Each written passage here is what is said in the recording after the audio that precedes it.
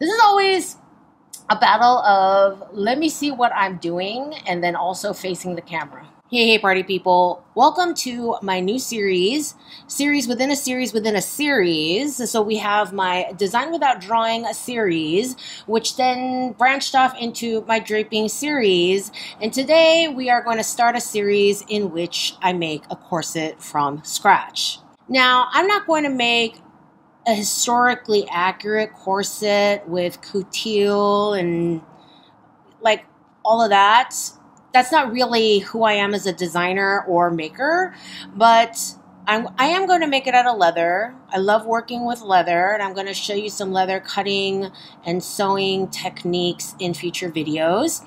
But I am going to be using a lot of classic corseting techniques like cutting and trimming spiral steel bones and how to do that, bone channels, stay waist ribbons, that sort of thing. Okay, so it's going to be modern and historical meets together to create a corset that suits my aesthetic. And today we are going to start by designing the corset and then draping it on a dress form. And in future videos, the next one I will be showing you how to transfer a muslin onto pattern paper, how to make corrections, walk the seams and true the edges, adding seam allowance where necessary, how much seam allowance. And in another future video, I will be preparing a fresh muslin for a fitting, making corrections, transferring to oak tag, why I need to transfer it to oak tag, making a pattern, lots of things before we get to the actual cutting and sewing of the final garment, which we will also be doing. Here we go. Okay, I got my dress form. I left these here. This is low hip and this is high hip. And anything that's going to be boned or have a very stiff structure, you don't want it to go past about high hip because then she won't be able to sit down. Okay, we've seen examples of that before, but you want her to be able to sit down. You want her to be able to eat a meal. You want her to be able to pee, okay? All those good things, necessary things. So I don't want any of my bones to go past this point. Like preferably a little higher, but this is the lowest I will go. The design I have, I'm going to have 3 channels in the front. Okay, I'm in a very quilty sort of mood. And so I'm going to start, if you've seen previous videos, then you know I like to use the pins with no head and the cloth twill tape because I don't like putting sticky stuff on my dress form.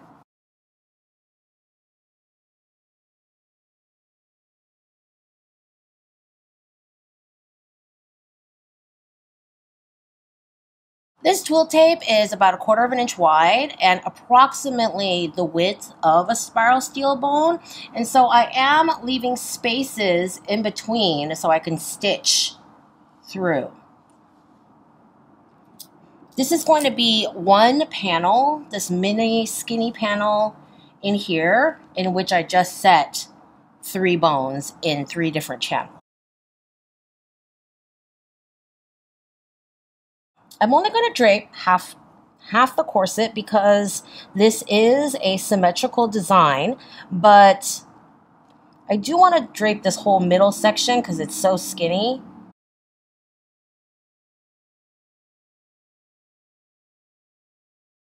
Anytime I'm draping anything, I like to make sure that I pin the waist and also later on I mark the waist. And so whenever I'm draping, I always have a waist point. You have this wide twill tape. Some people use the top, some people use the bottom, some people use the middle. You just gotta pick one and stick to it. And then I'm going to drape the top neckline. I don't want it to be like super scandalously low. It's going to be plenty sexy without needing for it, her breast to fall completely out. Okay, I'm gonna go a little bit wider. Here's our princess seam. I'm gonna go a little bit wider for that top point. It's not that it has to look like an hourglass with every style, but what is the point of a corset if you're not gonna create this sort of in and out shape, right? So I want to create a look that looks a little wide on top so the waist looks even skinnier. You know, always look around and make sure that it looks good on the round. Okay, always design on the round. I hope I'm angling this right, but essentially, if you have someone whose shoulder blades stick out a lot, they will typically line up with the apex of the bust. So here's the apex, and you want your shoulder blades to sit above the top of your corset. You know, if you're rubbing against the shoulder blade, it's like very uncomfortable. So make sure you're dipping a little bit.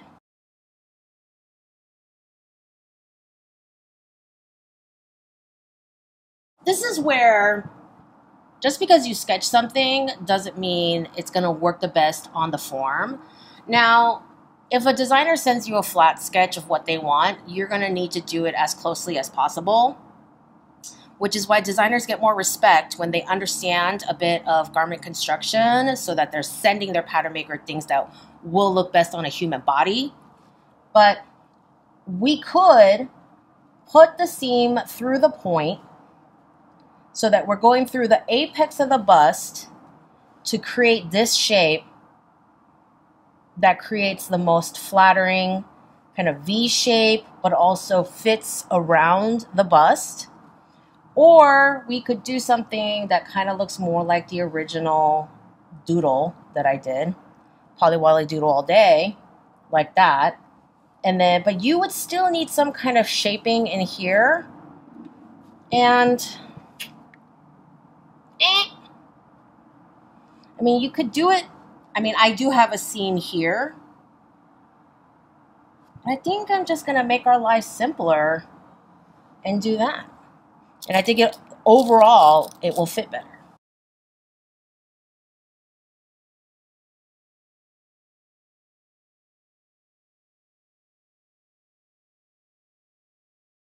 And then we have another piece that comes through like that. I do want it kind of equidistant at the waist and down here.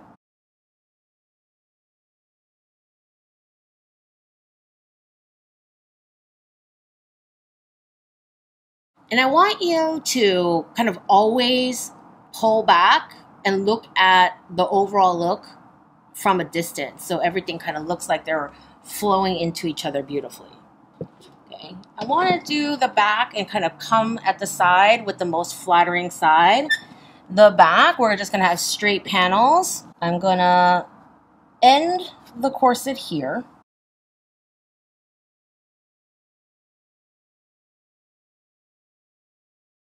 If you're going to make one section longer, like you can make the back a tiny bit longer than the front because we bend forward. Okay, we literally cannot bend our legs back. I mean, if you have some extra booty, then you're just loosening the lacing here. But, you know, it's not like the front where you're like literally lifting your legs.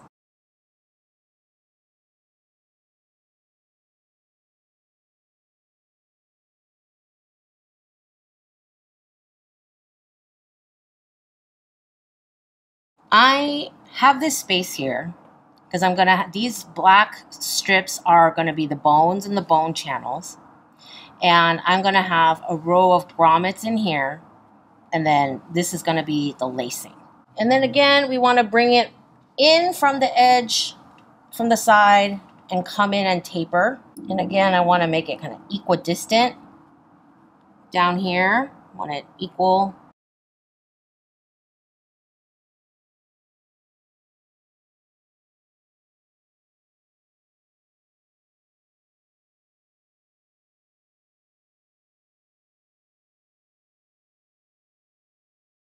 So again, equidistant down here. Am I angling this in front of the camera correctly? Do I want, this is a group project, do I want another piece here and then this is a big quilted triangle? Do I want it more like that?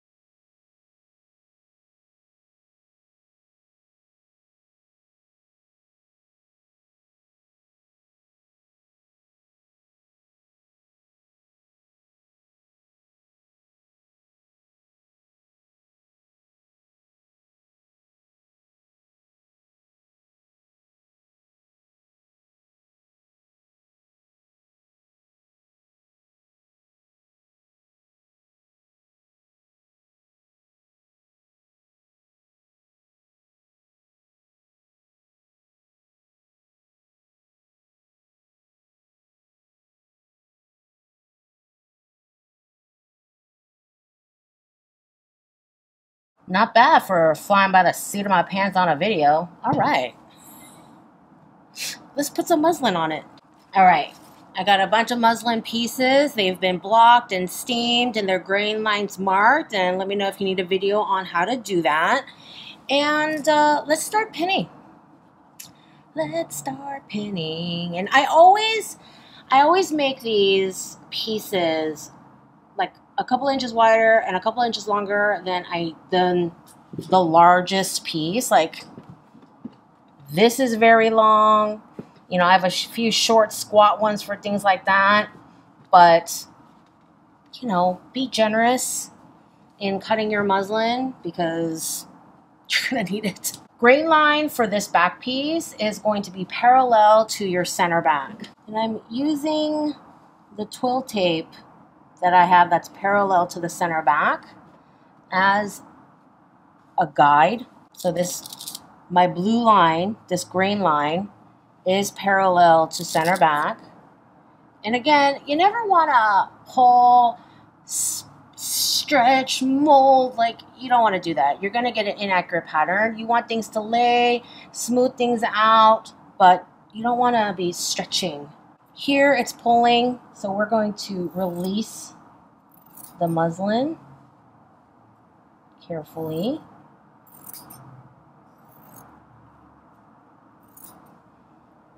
I'm going to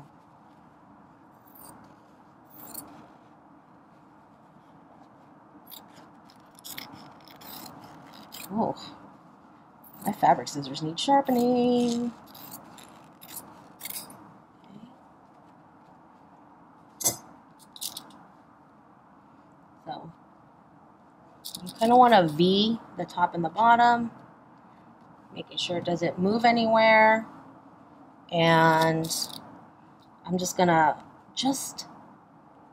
leave that alone, okay?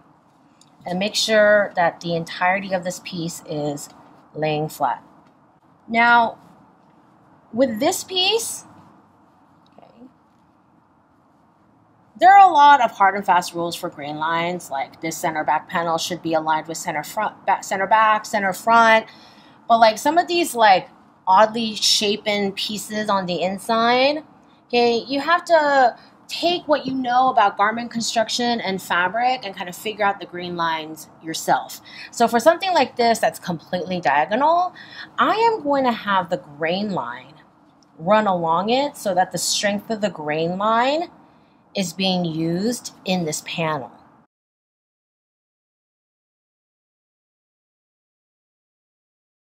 And then I'm putting the blue grain line in the middle of my twill tape here at the waist.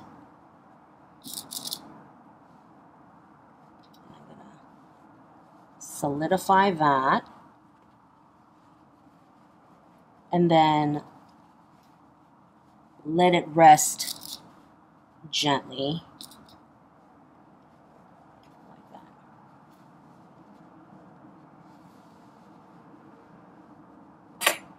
And again, we're going to release the tension. I'm not going too close yet, but I want to release some of that tension at the waist. And now I have two pieces. I'm going to pin these together. I'm going to trim some of this fabric first, as a lot.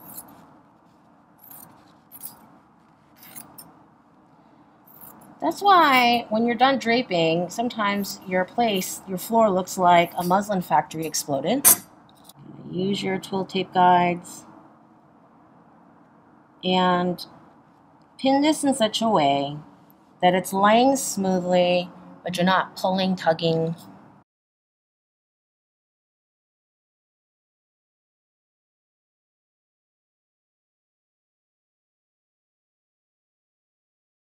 And there are different weights of muslin. I do like to drape on a thinner muslin, and that way I can see the twill tape underneath. So that's what that looks like. And muslin frays so much.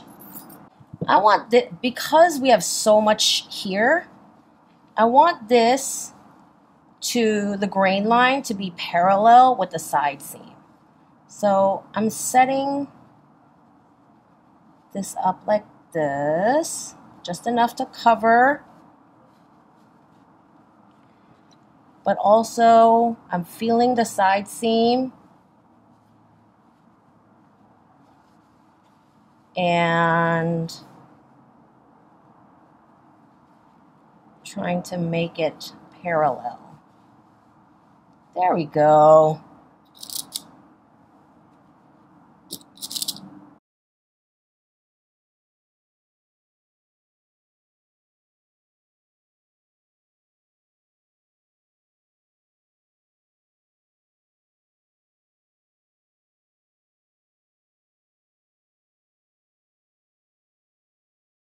And we're gonna trim off, we're gonna release the waist again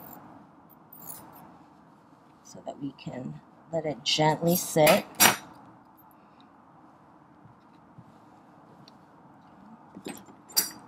Release at the waist a little bit more.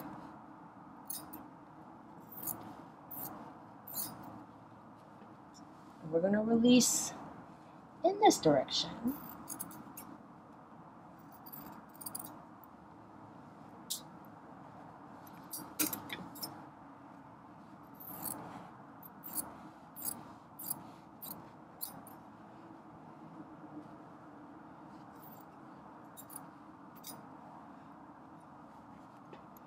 Right? And now that we've released some of that, it lays very smoothly.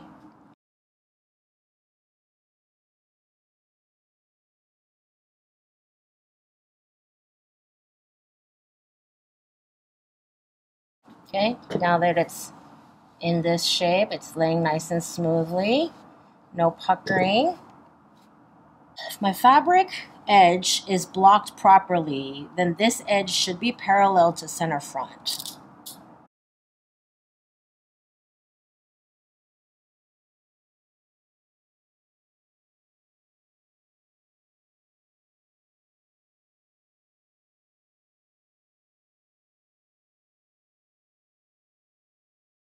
I'm going to release around the curves.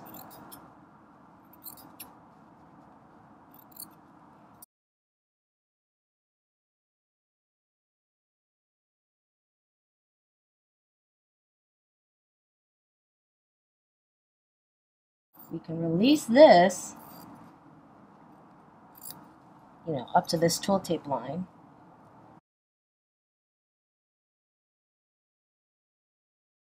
We have the twill tape here, so we can release all of this. You see how it visibly relaxed when I clipped it?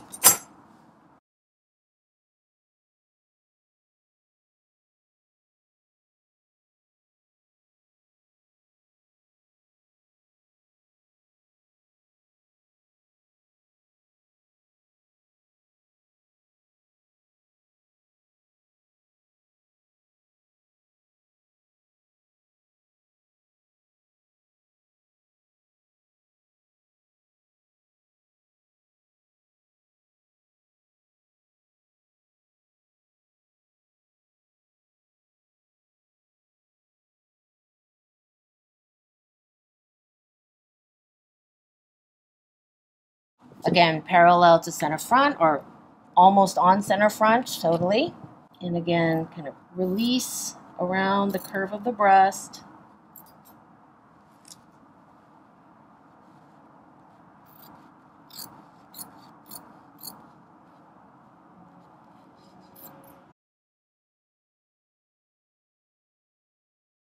All right, we are getting there. It is, it's messy, but it is starting to take shape. Someone, I forget where I saw this, but someone said something like, you can drape on a human too. I'm like, who do you hate so much that you want them to be standing still for this long? Just saying. And then we want this piece. Lord, is it even going to be big enough? Yeah, I want it up here. And down here, the big old piece. I'm just gonna go ahead and mark this style line.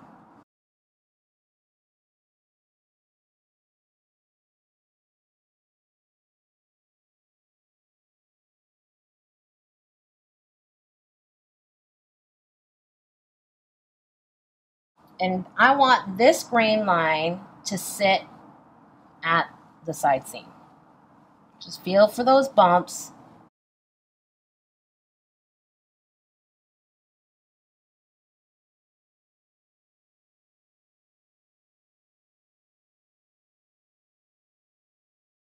And then we don't need this, so we're going to release this.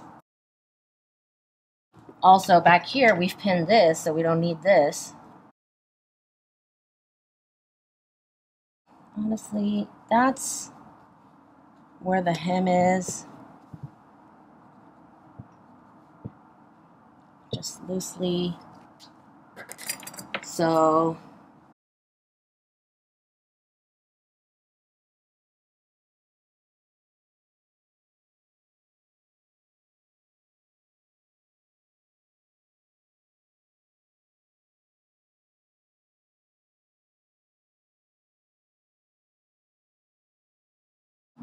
release that curve around the hip.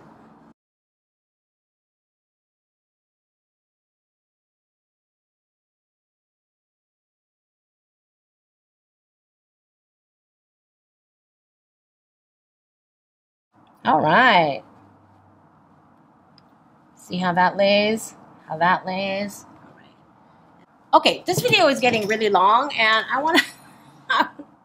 there are some things I want to touch on in this video about labeling.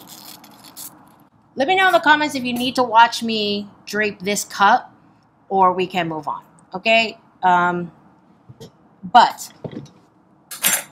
there are things that are really important to mark on this. Obviously, you're going to draw along the twill tape so that you know the shape of the top and the bottom. And you're going to do that with every piece. Of course, you're going to go in here where the seams are and draw along those edges on both sides so that you get the pattern pieces for every piece, okay?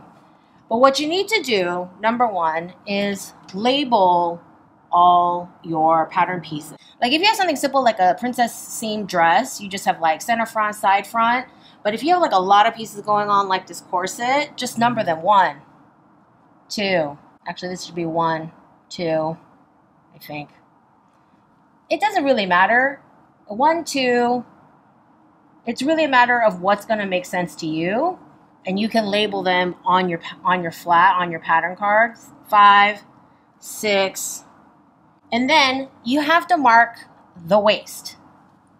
And you're going to pick the top or the bottom of your twill tape, and you're going to mark it the direction. You're not going to just mark the dot.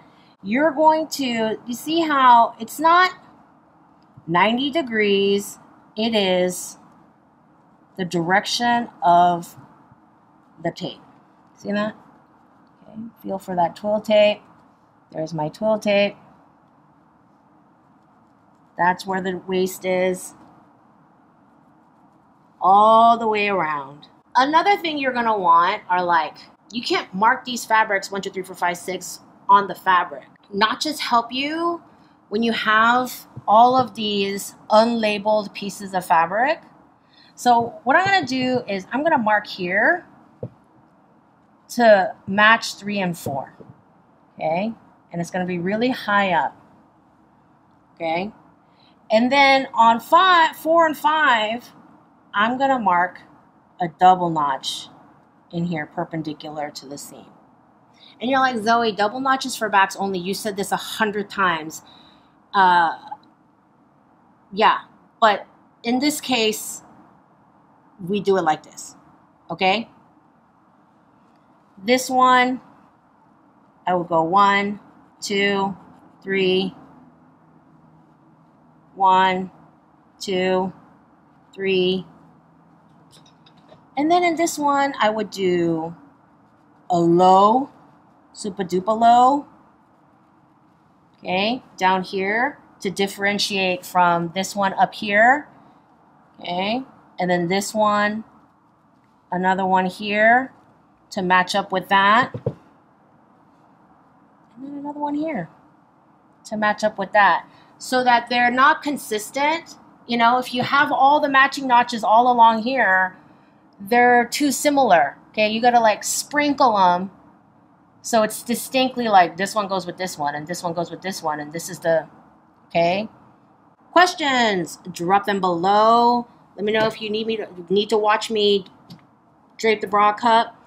Otherwise, in the next video, we are going to finish marking this baby up and transfer her to paper. Please give this video a thumbs up if you learned something new today. Share, subscribe, all the ways you show me love, and I will see you in the next video.